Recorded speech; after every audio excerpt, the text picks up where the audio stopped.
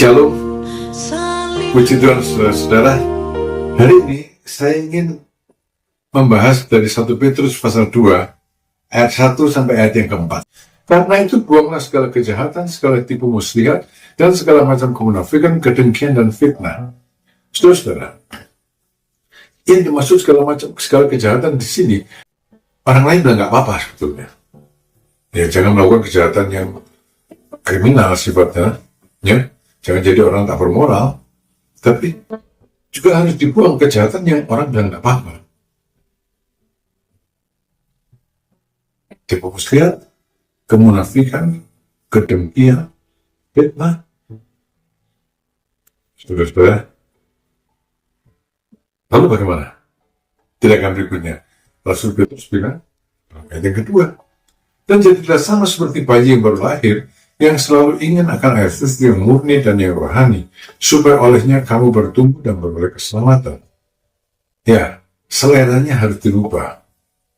Seleranya sekarang bukan yang enak, tapi yang bergizi.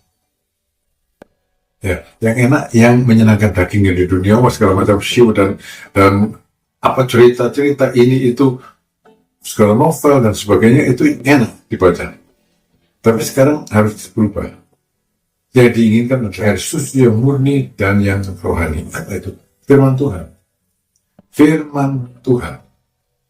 Saudara-saudara, bertekunlah di dalamnya, di dalam firman Tuhan, supaya bertumbuh dan beroleh keselamatan. Maksudnya itu begini, saudara.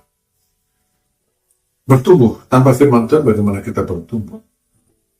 Lalu dengan firman Tuhan, kita berjalan di dalam firman Tuhan, maka keselamatan yang kita dapat oleh iman dalam Tuhan Yesus Kristus itu menjadi satu kepastian kenyataan dalam kehidupan kita sehari-hari. Bukti-bukti diselamatkan apa? Hidup sesuai dengan firman. Begitulah, ya. Hidup sesuai dengan firman. Jadi, mari kita ubah selera hidup kita. Ya, dari yang duniawi menjadi yang rohani. Apa itu? Firman Tuhan.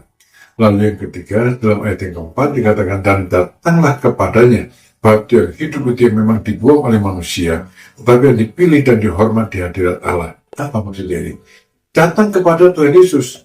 Saudara-saudara, kalau dalam istilah modernnya, ya kalau kita datang pada Tuhan dan sebagainya, itu kan ibadah, bersekutulah dengan Tuhan.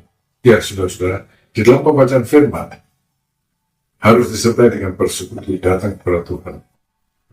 Di bawah kaki Tuhan, baca firman, dengar Tuhan bicara, aminkan yang Dia perintahkan, aminkan yang Dia janjikan. Ya,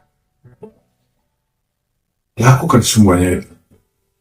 Saudara, ini semua dasarnya jika kamu benar-benar telah mengecap kebaikan Tuhan.